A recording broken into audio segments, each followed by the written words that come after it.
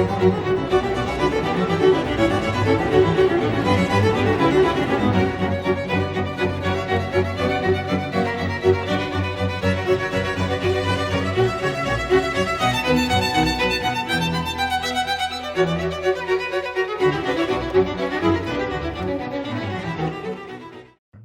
believe in Providence.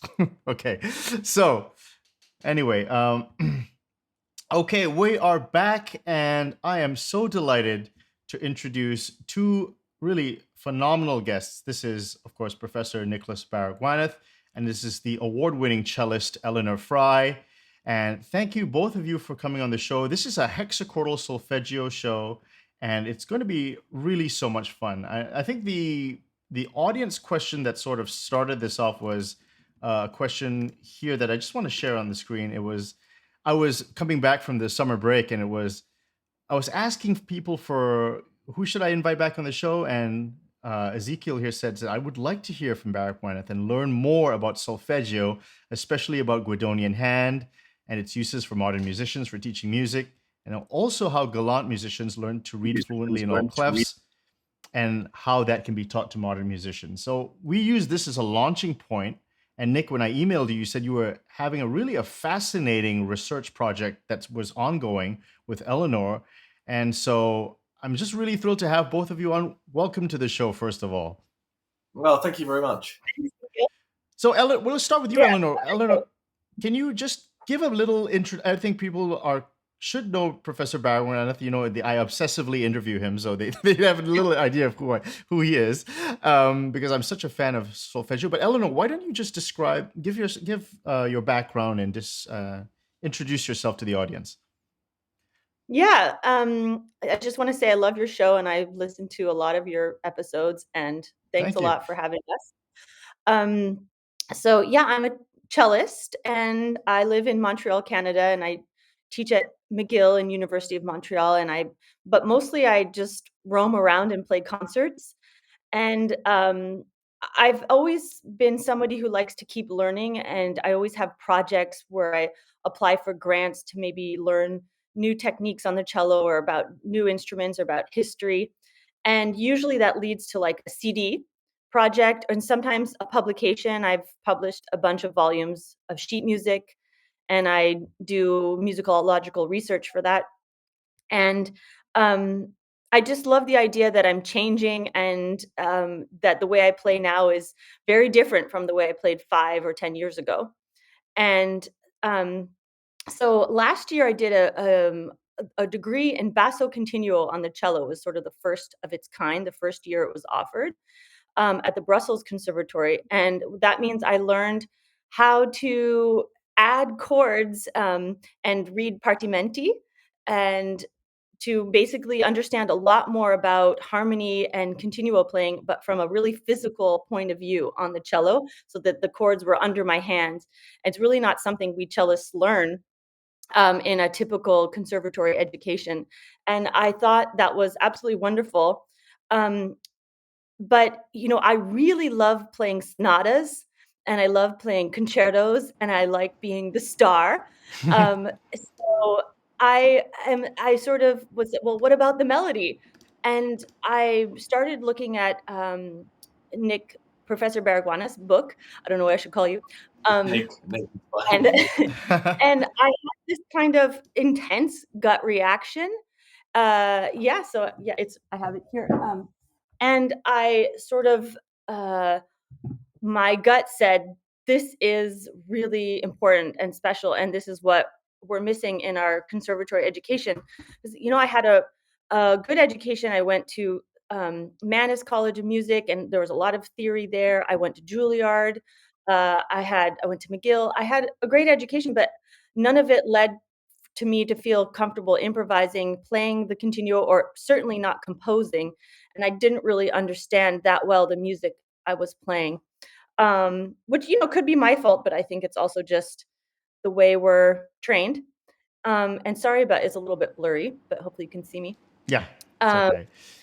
Yeah, so I started working with Nick, and I think he got a sense that I was pretty intense and serious about it. and listened to some of my recordings, and I think he liked them. So we sort of cooked up a project together, where we would do a long-term project, and it's just super exciting. And maybe I'll let Nick say more about what our actual project is. Oh, sure. Thanks, Elinor. Yeah, I mean, so Elinor sort of got in touch with me, sort of wanting to know more about solfeggio, and I get quite a few people contact me with this. But Elinor's a little bit special because she's a really amazing Baroque cellist.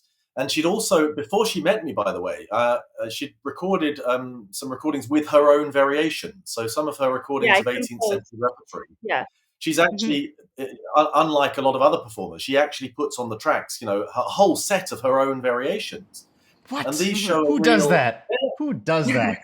Well, that's what they used to do. Yeah, I know, that's what the 18th century cellists did. It was a little bit scary the day the CD was released. Oh my God, what are people going to say about this? Can you show? It's the Del Abaco one, isn't it? It's the one at the top there, I think. That the has last the variation. one. Yeah. So everybody, these are amazing. So Elinor put her own personal variations of these, 18th century compositions. And she's very talented at it. She's got a great ability at this. But I think when she came across historical solfeggio, she suddenly saw, I think the gut moment was, oh, that's what I've been trying to do. And I didn't quite know the historical precedent for that. So obviously this was music to my ears in many ways. And I thought, well, this is fantastic. What would happen if we work together on learning solfeggio in the 18th century way? We learn improvisation patterns. We start to repeat and go through a whole series of lessons. How might this change Elinor's practice? What's going to happen with this? And I don't think either of us really know what's going to happen, but we've had some. It'll take a long time. We're in the middle of it right now. Well, we certainly learned that it takes a long time. It's not something you can do in a couple of lessons. But for instance, we're trying to learn a concerto by Leo without notation. So I'm teaching it by singing the patterns, and she then plays back and varies and repeats. And we're trying various different things that are quite fascinating. If anyone's interested, by the way, I'll get this out the way first of all. Yes, that's Leo, isn't it? We've got an event going on in Oxford in February. So I think it's on 23rd of. I need to check the date.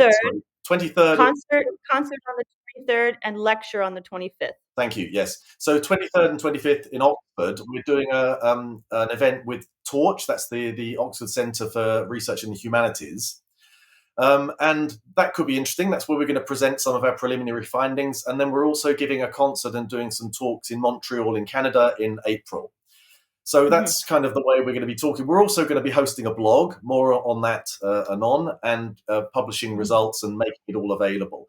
But it's really exciting because for me, it gets me out of academia. So I'm not just digging around in archives and publishing, books and articles which are for academics. I'm actually working with a real musician who's trying this system in her own practice. So, I mean, today, what I thought we'd do for the program, I mean, there's also many questions people want to ask about solfeggio in general. That's fine. What I can offer with that, I can go through a little bit of a solfeggio for you and show you how it works for those who may be new to this, and also a refresher for those who are more familiar. If anyone wants, I've also got some new manuscript evidence of traits, of those things where you sing several syllables to several notes to one syllable. And I've got some manuscript evidence which may be interesting for those who are a little bit more familiar with this. Otherwise, I think we'd all want to hear a little bit of more from Elinor, and maybe even if she plays the cello, yes, because she's an absolutely fantastic cellist. And maybe underhand, overhand, I don't know, whichever way you want to do it. Yeah, I tell Nick about, I have like 6 million simultaneous projects, so I tell Nick a little bit about some of the others, which includes playing underhand. Maybe I would just say one thing and play something really quickly that could show kind of how my understanding and thinking about music is changing a little bit. I just wanted to say how, when in 2010, I did a Fulbright in Italy. I was really lucky to spend almost a whole year gorging on a pizza and gelato and espresso for a year, and practicing cello and learning all about the history of cello. And I was really a lot of the reading and the work I did was sort of musicological in the sense of understanding the lives and the stories behind their lives.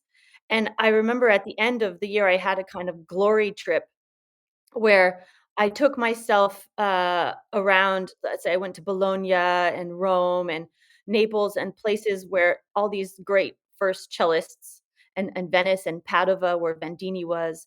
Um, and I saw the places they worked, and I saw the places that they walked, maybe carrying their instrument. And whereas a year before, I wouldn't have known, it would sort of came to life for me. I saw with my own eyes their a bit of their story, and it really was meaningful to me because it wasn't just a invented thing, like, I it was in front of my eyes, and it made their music come alive more for me. And, yeah, there's Vandini playing underhand. He worked in Padova with Tartini. And, um, and I feel like with solfeggio, what it is a similar kind of, going back in time into their world, but more from the sense of how they thought about music. I feel like I can enter into uh, their their way of thinking and composing and, learning about music, and I feel a bit more close to the Baroque or the 18th century composer cellists now. I find that really inspiring. And I'll just show you like an example of something that came up the other day. Hopefully, I'm not too blurry. Well, like for example, the other day I was practicing the Sixth Suite by Bach, and my ear picked up on a typical solfeggio pattern. Yeah, exactly, the Kurwan.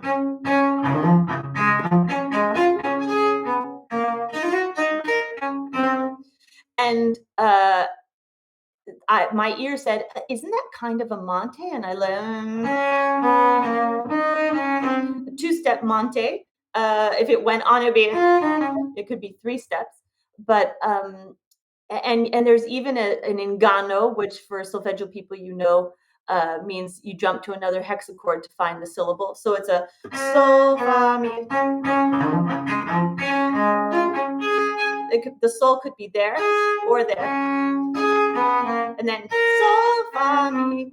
So as I was practicing this, I had this delightful moment where Bach started the piece off with the soul of the Monte, and, uh, and I just felt like sort of a chuckle, like I was following along his little games and his story, and it just made it sort of fun and interesting. So that's just an example of how as I'm playing now, I'm picking things out that I might never have realized what's happening in the music. Okay, so Elinor, I wanted to ask you a question. You said that after working with Nick, you had this ability. You suddenly started looking at music, and you started being able to almost have a conversation with the composer and understand his intent. Now, before that, I mean, you were a seriously well-trained musician. You went to all the top schools. Like when you looked at a Bach suite like this, what was it? How did your mind think? Because you did compose variations. You're clearly a creative person. You're a talented cellist. Like what was the difference in your thinking process? Can you elaborate on that? Well, I just used the tools that I had, which would be maybe some Roman numeral analysis. I might sort of generally understand when I'm in the tonic or modulated to the dominant, maybe could understand some of the harmony changes.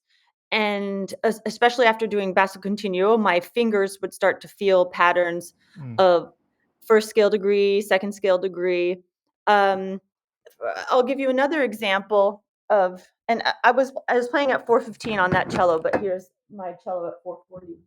But I would recognize after playing basso continuo some of the rule of the octave kind of pattern. Maybe you could put up the Del Abaco second page. Oh yeah. Okay.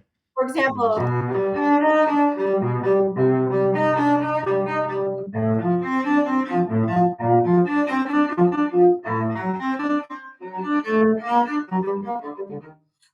it's the second page, but second page. After playing basso continuo, I started to feel those 7-1 patterns or the second scale degree pattern all of those kinds of things have been coming through my study of basso continuo. But what I didn't recognize, actually, maybe go back to the first page. This what one? I didn't recognize was solfeggio patterns, which is what they might seem sometimes simple, like just do re mi or re mi fa, but they once you study them and you see how strong the underpinnings are, you recognize how the composer himself thought about the music. So, for example,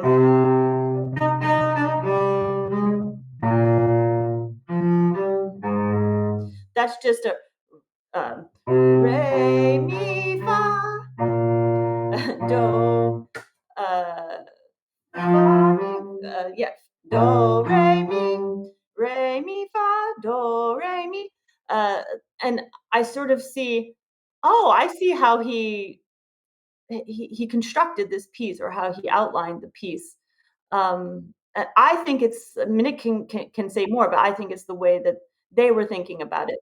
So before I did solfeggio, um, I was thinking more about my fingerings and my interpretation, but not really able to maybe add ornamentation, or add my own sort of understanding of it on my own terms. I think with actual real knowledge of the style and of the compositional tools that they had. I think it was just based on the tools that I had learned till up to that point, which was really not very composition or improvisation based. Maybe just a bit of analysis. I hope Nick, that makes sense. Yeah, do you want to add to that? That's a very profound thing that she just said.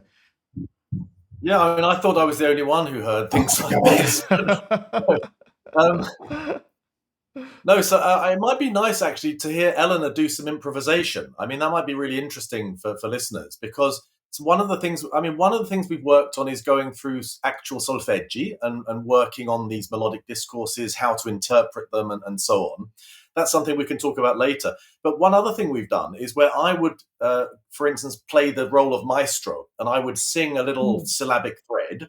It could be something like re, mi, fa, re, mi, fa, do, re, mi, something very, very simple.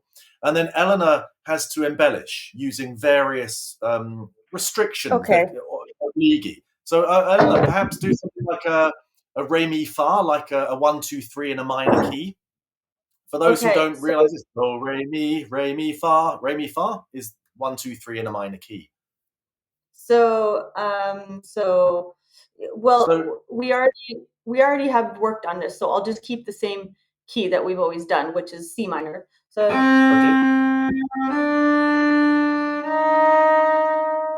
would be a re mi fa, and then if I wanted to embellish, I'd be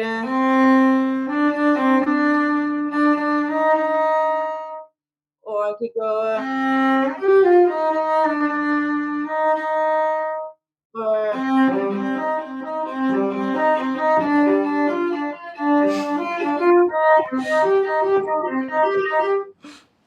That's just re mi fa. It's so crazy.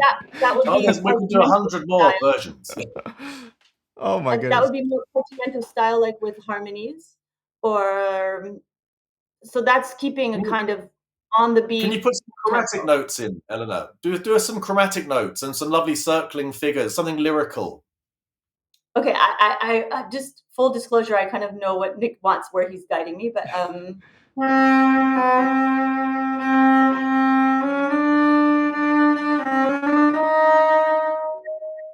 something like that.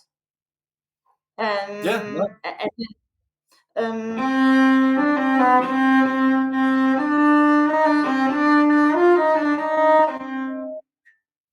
now, can you maybe put the fa down an octave displacement, so we've got that different contour to the melody?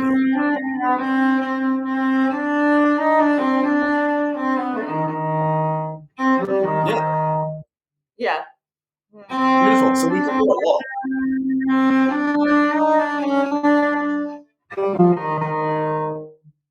Something like that. Yeah. Yeah, and this is all re mi fa. This is all re mi fa. I think it's important, by the way, for listeners, just to say to listeners, because we had some questions about Guidonian hand and this kind of thing, let's just clear this up from the start. So the word solfeggio simply means a system of note naming, and all you have to do is count up to 6. Yeah. If you can count from 1 to 6, you can know this system. That's all it is. It's a scale that has 6 notes, not 7. Do, re, mi, fa, sol, la. 6 notes. You don't have the 7th. And then there happen to be 2 of those patterns in every key rather than 1. So all you have to do is count to 6. So adding the syllables is not the difficult thing to do. That's actually very easy to do. What's difficult is what we would in the past have called the art of singing, the art of playing, the art of improvising, the art of composing. All of those things are involved in what we now call solfeggio. But actually, it's the art of singing or the art of playing, cantare, suonare, in 18th century Italian. So when Elinor is playing a re, mi, fa with all these different variations, of course we can say, well, that's a solfeggio in the sense that it's a series of syllables, which is the framework. But really what she's doing is the art of playing. And if you know composers like Tartini, for instance, his Arte dell'arco, the art of the bow, it's all about variations on the same frameworks. And the idea is that you didn't have to play it the same way twice. You could play the same framework, let's just say re, mi, fa. You could play those 3 notes in 1,000 different ways. So the difficult bit is actually the art of playing or the art of singing. The easy bit is the art of solfeggio, because that's just putting numbers 1 to 6 to a series of notes. And the reason it's important to have the 6-note pattern rather than the 7 is that it really explains the patterns that were in the minds of these musicians. Because if I say, for instance, la, sol, fa, mi, that makes perfect sense. They're the same intervallic pattern. Whereas if I do it in any modern system, they don't make sense. You know, if I did, for instance, mi, re, do, si, la, sol, fa. What is that? 3, 2, 1, 7, 6, 5, 4, 3. I'm going to remember that pattern. Well, whichever way I do it, it doesn't really make sense. But in the 18th century way, having 6-note scales really makes sense. It shows you the patterns they were using. Now, that is not that difficult. You know, it's 6 notes, and you find them within the 7 notes of the key. There are 2 sets of them, and you can name them. But after that, knowing how to see them in a complex melody, let's say, that's where everyone finds it difficult. It's all very well when you have a scale. Oh, I can easily put do, re, mi to a scale, you know. Right. But as soon as it becomes more complex, it's difficult. And the only way to do that is to start from the easy lessons and work your way to the complex ones. Because then, as Elinor, I hope, will confirm, you start singing simple patterns, do, re, mi, you know, and then you start do, re, mi, and you start to recognize the same patterns with different versions, different variations. And it's only by doing that when you get to the complex melodies, you can start to tell what's actually going on and where these patterns are. So the syllables, don't get hung up on those, everybody. They're not that hard. Playing and singing is quite difficult. It's quite hard to do, and it takes practice. And I would say that the solfeggio syllables are relationships that Exactly. that reveal the inner workings of style and phrasing. Nick and I often talk about balance, about meaning. There's so much that's contained within the relationships of solfeggio that are much more than simply naming notes. Yeah, you know, a lot of people get hung up on, and I think, I mean, I get hung up on this. I'm like, I got to make sure I label this right, or, you know, it can have a paralyzing effect. And maybe it could just take a minute, Professor Baragwanath, to can you talk about, your book's been published for it's been some time out now. Do you find that people still make errors in the execution of your material? Have you yourself learned anything new since the book's been published in the way you interpret these solfeggi? Quite a few questions there. Yes. So firstly, yes, I have learned a lot new since publishing the book. because the book was the fruits of many years of research in archives and trying to put together a historical story. I see my task now more as trying to apply some of this research in practice. So that's hence the work with Elinor, and her cello concerts and so on. And this is a way of getting it outside of the ivory tower, if you like, and into the real world of music making. So yes, I've discovered a lot. And a lot of what I've discovered has been one through new manuscript discoveries, and I can share some of those with you today. Some really interesting stuff where I'm very lucky, you see, because I've kind of made a name in this field. Everyone around the world who's doing research in the area, they send me their stuff to check. And by the way, everybody, I never ever steal anybody's stuff. So if you contact me when you found a great manuscript, I'm very happy to offer advice, and I will not steal or publish anything about your discovery.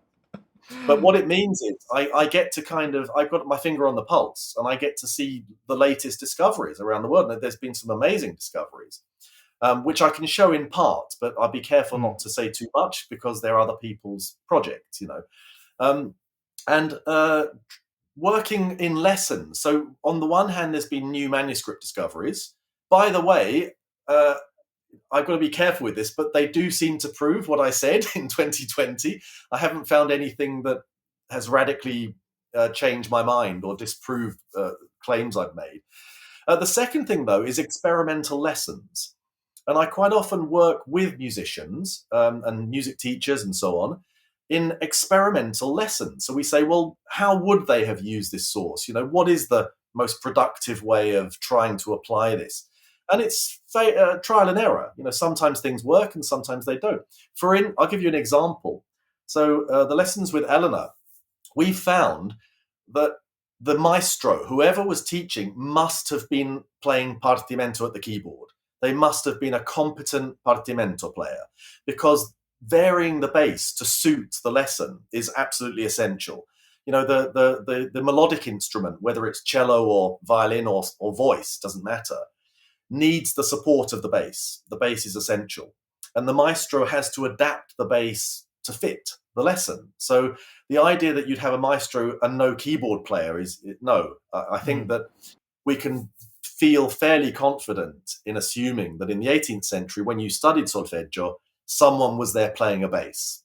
And most likely the maestro playing the basses. Luckily, I can sing solfeggio and play the bass on my cello, so it's convenient to be a cello player. And I wanted to just say, I hope I'm not interrupting, but that it's been interesting to just explore with Nick where our project has, what directions has gone organically. And it turns out that learning how to compose a stylistic and correct bass is one of our main activities. So, and right now, what I do is I take a Kodumachi solfeggio, I'm going through them sequentially, and I identify the syllables. And Nick, correct me if I'm wrong, but I'm usually now able to do it without too many errors. Yeah, your syllables are absolutely fine. Yeah. Yeah, and that's and sometimes that's exciting and everything, but then making a bass that is not only error-free, but also stylistic and supports the melody, and that is has enough variety, that is a whole other skill. And so as I learn to identify the melodies, I also am learning how to compose. And then I also am learning how to compose the melody as well. So I did write my own solfeggio and write the bass to it. And then we get into discussion of how the rhythm of both parts support each other, how there's contrast. What is the sort of topic? Maybe it's a military style, maybe it's a cantabile, maybe it's dancing. And so the solfeggio has led me to really engage with my own compositions and my own thinking about music in a very practical way. And if you heard my composition, I sincerely think you'd think, well, that sounds pretty much like 18th century music. And I mean, I have been working hard at it for a few months, but it didn't take, let's say, 10 years to get to this point. But it's very possible, I think, to be able to compose in a convincing style, even though I have much to learn and far to go. So I don't know, maybe Nick, you can jump in about all No, that. this is fabulous. There's so much more to it. And one thing I would really stress is that in the 18th century, there was no such thing as an exercise, a technical exercise. I mean, Bach's Klavierübungen, Scarlatti's Esercizi, his famous harpsichord sonatas, were called exercises. They're lessons, right? But they're not really, are they? I mean, they're wonderful, wonderful, amazing music. And I always stress this with Elinor. I always say, there's no such thing as an exercise, a technical exercise in this. When we're singing solfeggio, it doesn't matter if we're just singing do to re. It doesn't matter if there's just two notes. It must be musical. We must be doing something that's musical, that's meaningful, that has a sense of discourse, communication. So there's never any kind of separation from musicality and technical ability. And so if Elinor makes a mistake in syntax terms, say that's very easy to fix. You say, oh, no, I prefer a different bass note there or whatever. But actually lessons in style are much more meaningful. And so I might say to her, and which I often do actually, I say, well, there's nothing wrong with your bass. It makes perfect sense grammatically. But wouldn't it sound nicer if you just kind of phrased it this way or answered the melody in this way? Had a or responded to the rhythm in an engaged way. Yeah. So if the melody, for instance, starts to fragment, the bass should answer it in some way. It either contrasts or it agrees, or so we talk about the music as if it's a kind of dialogue and a means of human communication. So it's got to be meaningful. It's a dance, or it's a song, or it's a poem, or it's a lyric subject of some sort. So the music comes alive, and we mustn't use the solfeggio as a kind of abstracted theoretical tool, which is, by the way, a modern preoccupation. All too often we look at chord symbols or things like that, and we think, well, what's the correct, if in partimento, there's a 7/1 in the bass, I have to add whatever above this. It's more than that. That's just the very basic alphabet. The real art is saying, well, how can I turn this into music? So Elinor just marvelously demonstrated 3 notes, re, mi, fa. You can make that into 10 beautiful themes, all very different. And that's the art. The art is not being able to name syllables to notes. That's not the difficult bit. Okay, can I ask you a question on the research project? So you were tackling the solfeggio of Carlo Cotumacci, and I know Professor Baragwanath, in group lessons, you would tackle maybe the first 30 or 40, the first beginning solfeggi. But I mean, take a look at this kind of stuff. I mean, it's like, piece of cake. Yeah. So you'll get Professor so you said you've analyzed all of them. I mean, all of them, right? And Elinor, are you guys working even at the advanced ones as well? We are doing advanced ones now, yes. But it takes a long time. It takes a lot of work. Yeah, getting there. I mean, Elinor is a really hard worker, I have to say, and she actually, I can't keep up with her. I send her exercises, and then the next day she's like, "Send me more, give me more. I want to do more." So can you make both of you comment on the? Oh, sorry, I just wanted a quick question on the Cotumacci. Yeah. Can you just comment on the more advanced Cotumacci? You said you will get there, but maybe for people who are just looking at this and thinking, "What am I looking at?" I mean, can you just give a comment on the difficulty, the how to approach something like this, and just your thoughts? I'd love your thoughts on the more advanced ones. It's just me. Those are the first 2 bars. I mean, you start to, over time, you start to just recognize the patterns, and but what the actual exercise at the more advanced level is teaching you is more about the variety of ornamentation and of style and compositional techniques, and not so much about the basic solfeggio. And so when you start to analyze J.S. Bach's music, or C.P.E. Bach, or Dall'Abaco, you can start to appreciate how they had their own personal style and their own personal way of handling the same formulas. And I think that's also a really important tool about this whole solfeggio adventure, is that I'm not simply trying to become an 18th century a version of an 18th century cellist, I'm also trying to become more myself and develop my own voice and have the ability to look at let's say, a sonata by Vivaldi and play it in my own way that still also respects the composer. So we can combine forces, playing his music and with my own voice. So I think that's one of the sort of end goals of Nick and I, is to get to the point where it's both. It's both interpreting and singing through my own voice and my own creative mind. Yeah, I love that. I mean, if I could go to a classical concert and hear both the composer and the performer as themselves, that would be wonderful. I'd love that. On this issue of complexity in, for instance, Cotumacci Solfeggi, which are available online, basically, let me compare it very quickly. It's like learning a language. I mean, you guys out there, if you were, let's say you don't know how to speak French, yes? And if you start learning French, you start with very simple words, simple vocabulary, and then you might start with some very short phrases. And you'd have to repeat those in different settings until they become familiar. And you very gradually add more words and more phrases. But the essential language, the structure, doesn't really change. It just becomes much more, complex. But think how long it takes to do this. If you were learning French and you don't speak a word of French, you take 3 months at least just to get the basic vocab, the basic words, basic grammar. Up to a year to become able to read a book, able to do some, simple conversations. To be really good, we're talking 3 years, no? With a language, to be really fluent. And it's exactly the same with solfeggio. Those Cotumacci 115 are meant to be taken over 3 years as a minimum, probably 4 or 5 years, actually. And when you start, after 3 months, you start to be able to say, "Can I have a cup of coffee, please?" in the language. And after a year, you start to be able to talk in a much more fluent way. But it's really up to 3 years before you're absolutely fluent, where a native speaker would say, "Yes, I can really understand you. You can really convey your meaning." And I would say that Cotumacci Solfeggi are the same. And they are just as progressive. You cannot jump into the middle.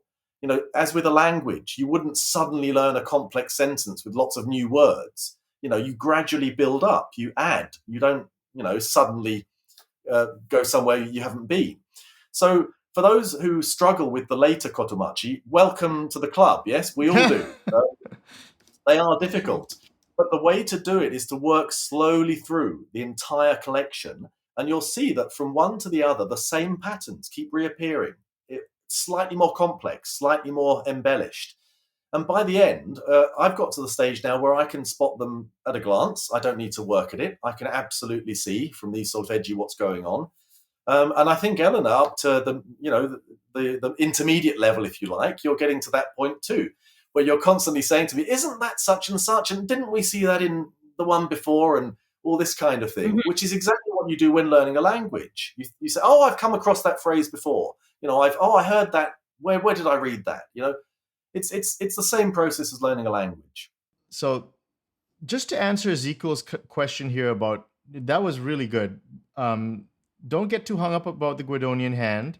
Now, this matter about clefs. Now, do you guys work on clefs, or is it all oral, no sheet music, other than the solfeggio? So, Elinor, are you doing what the Neapolitans apparently, as Professor Baragwanath says, use 2 patterns and can read everything? Is that part of the research project? And if not, why didn't you just answer that question about being fluent in all the clefs? Well, if you read chapter 5, Canto Fermo, Canto Figurato of Nick's book, you'll understand why it's possible to quickly jump between clefs, and how the clef symbol sort of gives you the fa, which is the sort of the main note of of a hexachord or of a scale. Is where's the fa? Where's the fa? Or sometimes 2 fas, of course. And although it still takes practice, and is, when they were doing plain chant as little boys or little girls, working kind of child labor for all the churches of Naples and Rome and Venice, these were some of the basic skills that they had to have in order to succeed with the needs of the church. But I, as a cellist, don't really have, frankly, it's not necessary that I be able to sing and jump around between clefs in order to interpret my sonatas and concertos. Um, Although I think that sooner or later I could do a little work on that and probably get pretty good at it from having worked so much on solfeggio. But no, this is not like really something that I'm doing so much. So I'll pass it over to Nick. Well, Elinor doesn't need to. She's a fluent reader of tenor clef, treble clef, bass clef. She has no problem. Alto clef. Yeah, and likewise, you're used to different keys, so we don't really need to. But very quickly, I mean, I'm going to have to publish on this because it's, there's too much to say. But one of the secrets they used in answer to Ezekiel, the pianist here, is that they feigned key. It's called chiave finta. So they feigned keys, and there are many, many sources that do this. And it's a very basic technique. If you have, for instance, a really difficult key and clef, let's say you have something in B major and it's with a baritone clef, it's nightmare. They would have a chart of which keys you could reimagine it as. So any particular key in any particular clef, they'll say, you can read that as C major in alto clef, or you can read that as F major in treble clef. And it's called feigned keys. And there were whole charts of these things and methods of how to do it. I've got loads of manuscripts with this. It was a thing in Naples. It was a thing in Spain, probably everywhere else. I've got some other manuscripts from Central Europe with feigned clefs.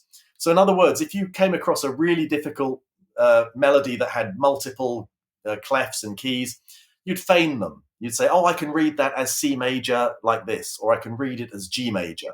So that's how they did it. And I will publish on this, but it's quite a complex issue, so I'll need to set it out properly. Yeah, Franz Liszt and Saint-Saëns were well known for being excellent score readers. Like they could reduce symphonies and into a piano reduction. I remember when I took lessons with, I think it was Professor Demire, and he did something in the sense like, if you can't read that clef, just think of it in a different clef. Is that the same principle? Just in exactly the same principle. Have some people just maintained doing that, like people who do this kind of reading throughout history? Yeah, all the time. And in fact, a lot of collaborative pianists, when they have to transpose at sight, for instance, from a clarinet in E flat or whatever it happens to be, they can do that by reimagining the clef. So yeah, this practice still goes on. Is there a particular Neapolitan way of doing it, or is this just the one way that they were good at? They just did it. There is a Neapolitan way of doing it, but it does change through the 18th century. So the way they did it in the 1700s is slightly different from the way they did it in the 1800s, but it's the same principle. Okay, great. And there is one more audience question I just wanted to throw in, and maybe we can throw in. It's let's see here. Okay. If you had to guess, how would you speculate that the division of the octave into the diapente and the diatessaron figured into the Leo Bologna tradition? Professor Baragwanath has written about this in your article on Vivaldi.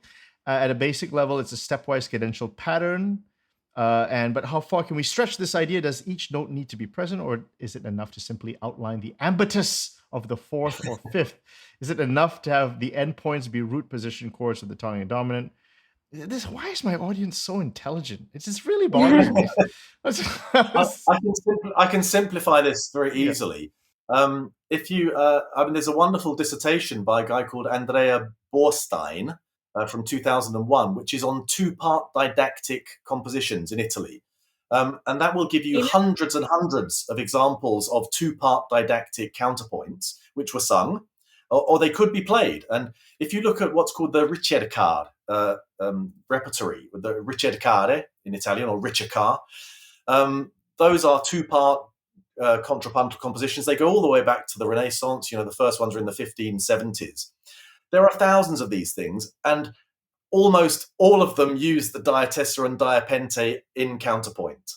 So if you want to know how those two things go together, look at that repertory, because there's a whole couple of centuries of examples, which I can't possibly summarize now. But yes, the idea of taking the diapente and the diatessaron, putting them together as a counterpoint, is fundamental to about 2 centuries worth of contrapuntal didactic pieces. Okay, great. So I do want to to try to get through as much as we can. So here's another thing. Yeah, it would be great if we could go through some examples just to like, I mean, Elinor, would Professor Baragwanath like take a solfeggio like this and kind of explain, like, how would this work in the research project? Yeah, so I'm not up to this yet, but I would get a, a blank one, but with a blank base underneath, and a bass clef staff, and then I would first write my solfeggio syllables above the notes, and they wouldn't be on each note. It depends on the bar or what's happening solfeggio wise. And then those solfeggio syllables would give me a lot of information about what kind of bass I might need to go with it. And I would probably, some of them would be really recognizable patterns. So I'd want to plug in a very common harmonic bass that I already know works well with those solfeggio syllables. Like for example, do re mi, I'd often want to put 171 underneath that. And then I would try to make my bass be interesting and stylistic and respond to the character and the mood and some of the rhythmic patterns of the melody. So it wouldn't, sound too clunky or heavy or kind of clueless or low quality. So that's kind of the process that I would go through for our, and then I'd talk with Nick about it, and he might point out some special ideas that could enhance my understanding of style and composition beyond what is maybe even obvious on the page.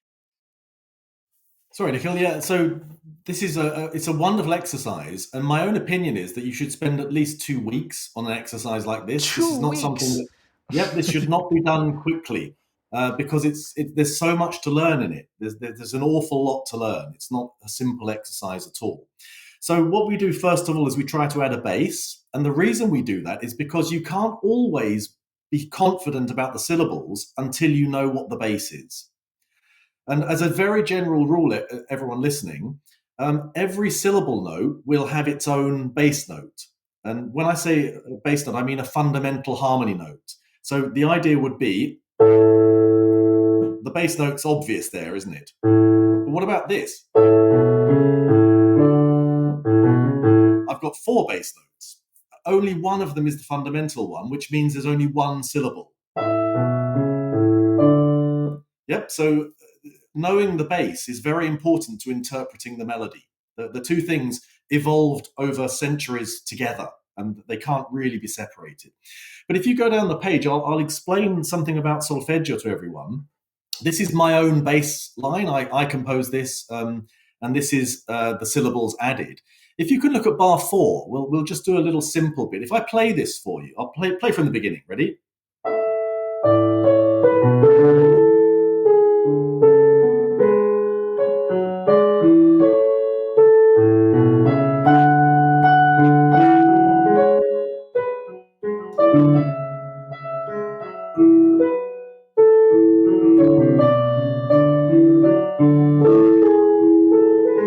And we carry on and so on.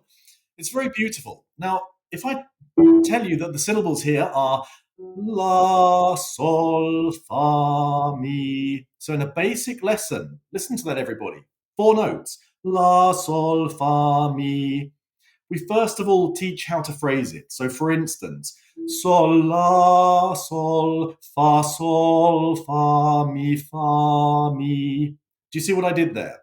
Yep, so instead of just la, sol, fa, mi, I'm phrasing in 3 notes. Sol, la, sol, fa, mi, fa, mi. And I've just taken those 4 notes and put them in a little 3 phrase sort of setting.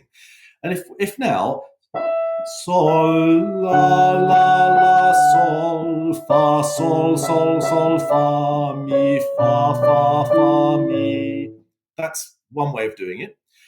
This has what's called an inganno, a deception. So instead of going sol, la, sol, we can go to the other sol within this key, which would be a 5th below. Sol, la, sol, fa, sol, fa, mi, or sol, la, sol, fa, sol, sol, fa, mi, fa, mi. And the finished product.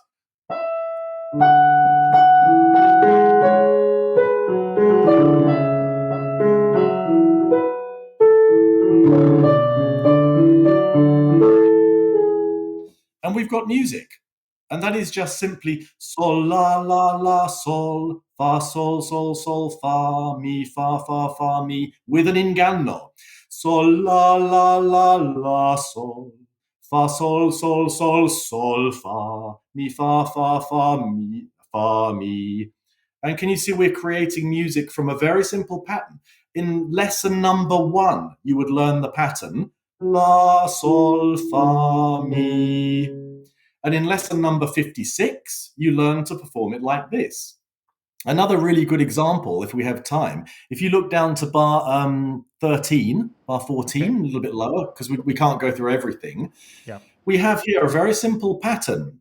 One of Kotomachi's favorite cadences was this. Do, re, mi, fa, mi, re, do. So if we think of the octave, do, re, mi, fa, up to E, fa, mi, re, do. That was one of his favorites. And we've got an example of it in bar 13. Do, re, mi, fa, mi, re, do. Yeah, but he then repeats. Fa, mi, re, fa, sorry, fa, mi, re, do. So he's gone to the other fa, fa, mi, re, do. And if I play the final thing,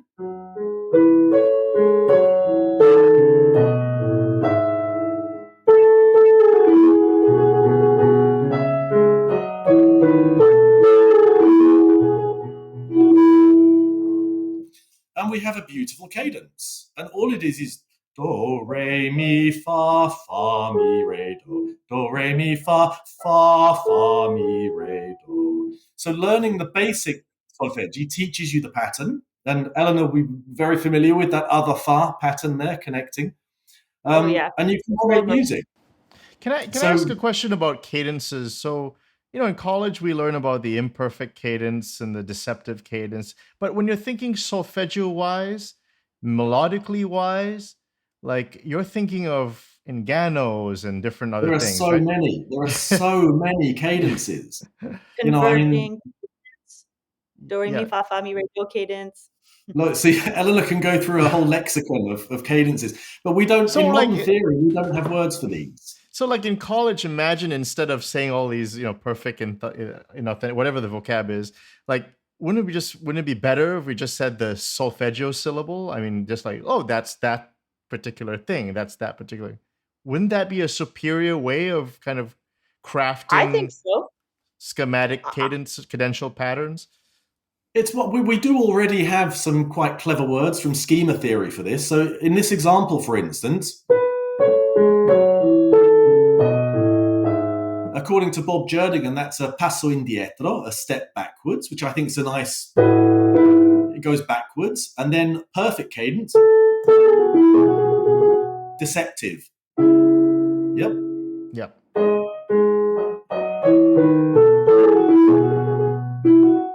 Perfect authentic cadence. So those words are quite useful in some ways for the level of finality.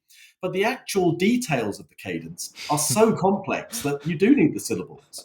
And Elinor will know this. We've the number of times, Elinor, we've done that particular cadence in hundreds of different ways. It's difficult to categorize in modern theoretical terms, to say, well, that's that type 1, type 2, type 3, these kinds of taxonomies. It's too complex for that. You couldn't do that with a language. You couldn't say, well, in French, how do I end a phrase?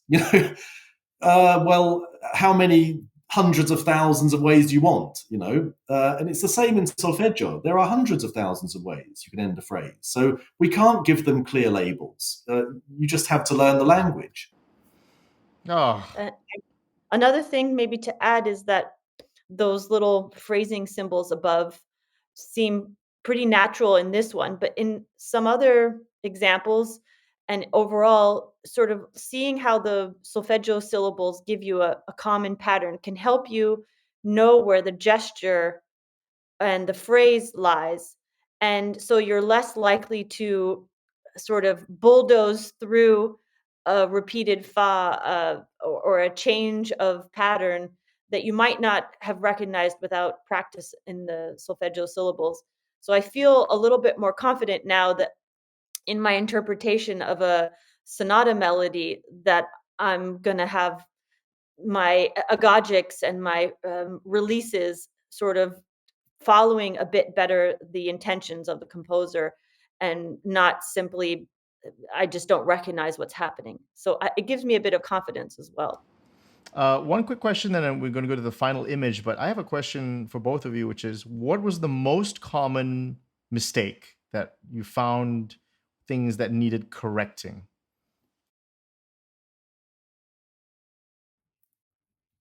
Nick? I'm not sure what you mean, Nikhil. Sorry, I'll need to. Yeah, just like what aspect of the training seemed that needed the most work, essentially, like to get right, or just kept thinking, oh, this is something that we need to work on, that you saw. What is the most challenging aspect of it? Essentially, is my question. My answer to that, again, would be to use the language analogy and say that when you're learning a language, quite often some parts of grammar can be difficult. You might get the past participle wrong a few times, or you might get your prepositions in the incorrect prepositions. It's little details like that are quite fiddly, but they take a long time to kind of gradually enter into your system, enter into your awareness. So I wouldn't say there's any particular obvious problem. Like, if you, for instance, like the La So Fa Mi, just like looking at it, like there's two different sols there. First, for starters, that's two different sols. You have to know that one is from two different hexachords. So there's quite a bit there, actually. This is quite advanced. Yeah. You would not be reading this as a beginner. Yeah. If you're learning a new language, you would not suddenly start reading Dostoevsky. Yeah. You don't start reading complex stuff first. So if you'd spent a year or so training and you came to this, it would be very, very obvious. Yeah. Because you've done it hundreds of times before. So Elinor mentioned those slur marks here, these phrasing marks. Those are my construction marks. And so those are not necessarily phrases. Those are pointing out the constructions.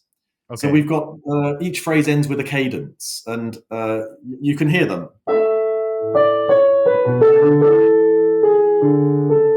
There's the end of the first one. Your fa, mi, fa into a passo indietro.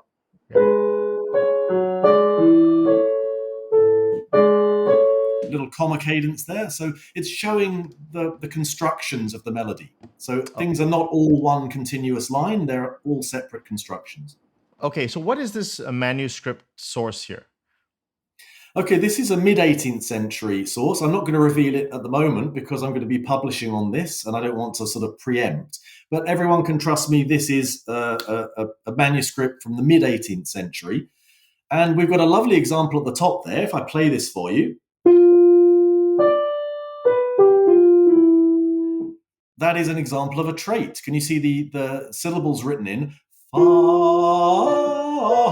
mi. It's very rare to find examples of performed solfeggi in the 18th century, and that is one such example. And if you look below, we've got an example of what's called the syncope, the syncopation. This is what some viewers may know as old rubato. If you've read a book by a guy called Hudson, 1994, he talks about two types of tempo rubato. One is the one we know, the sort of Chopin, where you pull the rhythm around a bit. But the other one is where you play your left hand and right hand in different time. And we've got a lot of written out examples of these in Mozart, for instance, or in Turk and various other sources. Here's an example from the mid-18th century, which shows you, if you've got a figure like this,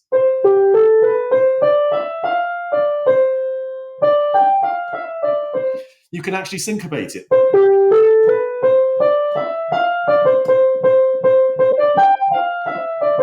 Yep, all syncopated. And if you look very carefully, can you see where it says cinco, showing where the syncopation's added? if you look under the stave, you can see fa, fa, fa, fa, fa, re. Yeah, we've got fa, fa, fa, fa written in there to say that exceptionally, when you're syncopating on a single note, you repeat the syllable. And that tells you that when you're not singing on the same note, you don't repeat the syllable. And we've got the re that follows. It's hard to read, I know, but we've got fa, fa, fa, fa, fa, re, fa. Yep, and we've got an example there of when you don't sing a trait. We've got an example here from 1790s.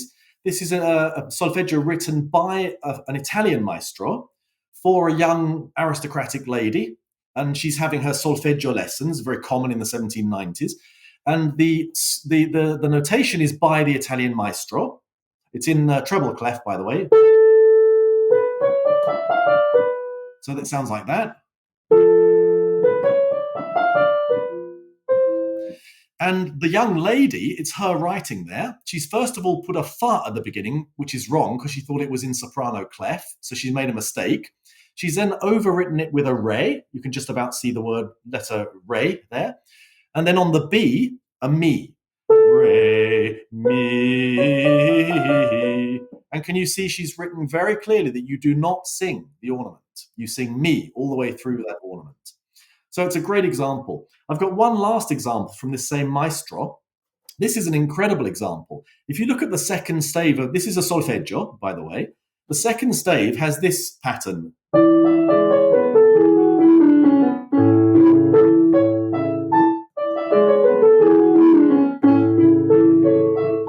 Either he was joking with her or she was a really good singer, because singing those arpeggios probably is quite tricky and wouldn't have sounded great.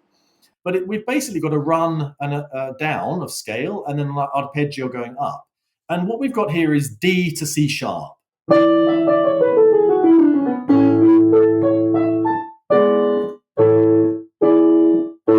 Now the solfeggio for that in A major here would be fa, mi, fa, mi. So we've got fa, mi, fa.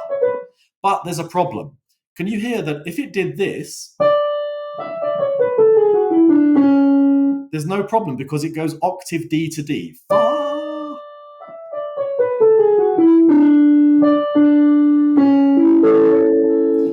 But this one doesn't. It does this.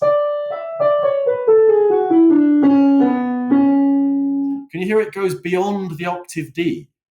Now, if you can zoom in to the penultimate bar of this extract, right there, can you see that little line? Look at that little tiny line written by the maestro. And what it's telling us is,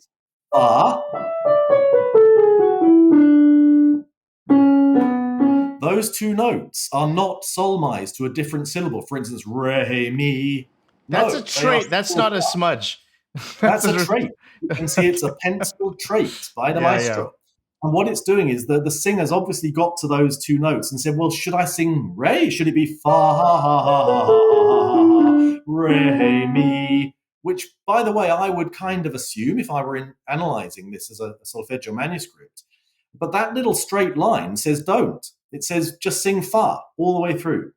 So we've got a wonderful example there of a maestro actually kind of clarifying, because traits were only ever used to clarify. They were only used when there was an ambiguity, when you couldn't otherwise get it right. So that's a lovely example of a trait for everyone to have a look at. I'm not revealing the source of that because there's a PhD student who's working on it, and that PhD student is welcome to publish it for themselves. So to end off, this has been utterly fantastic. I have a fun question for just for solfeggio and just in general, and I've asked you this offline, Professor Baragwanath, but it was this. Let's assume Napoleon just lost, right? He lost at Austerlitz or so, and Italy and all parts of Europe could still continue doing hexachordal solfeggio. No enforcement of the fixed dose system. What would the 19th century have looked like in terms of composition, in terms of like the influence of the solfeggio? It's a speculative question, but I mean, I think it's fun. What do you think would have happened? Okay, I don't know if my answer is going to please you, but we'd still have a feudal system. The solfeggio system of the 18th century is intimately tied up with the social system that it supported. And the social system was the aristocracy and the church, and they had their own music industries. And these industries were servants. They were kind of serfs. These were servants who were like Haydn, who worked all his life for the Esterhazy court, was a servant, and he wore a servant's uniform.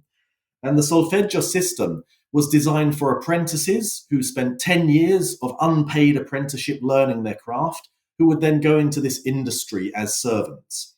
In the 19th century, for many, many social reasons, this was no longer supportable. In some places maybe, but the revolutionary era of 1789, 1848, it was not tolerable to have these child labourers enter into indentured servitude for 10 years, then going into work in a church choir for the rest of their lives, or into a court at a chapel in some palace, So I think that the system is intimately bound up with the social circumstances that led to it. And those social circumstances go all the way back to the medieval feudal age. So my answer to that is, socially, it wouldn't have been possible. It wouldn't have been acceptable in the 19th century in Europe. Although the other answer is, of course, if you say, well, what would music sound like? Well, that's what I want to ask. If we didn't have Wagner, I think I'd be disappointed. So I'm quite happy with the way it worked out. But he was a Parlamento guy. He studied with Mattei.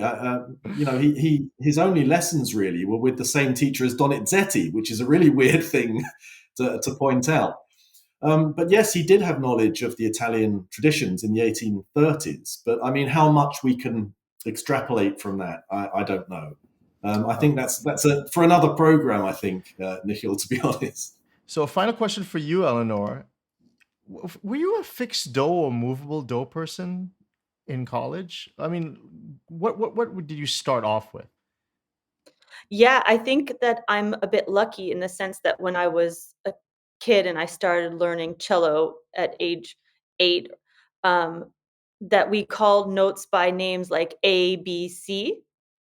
And so deep down, when I think about a note, I think of letter names.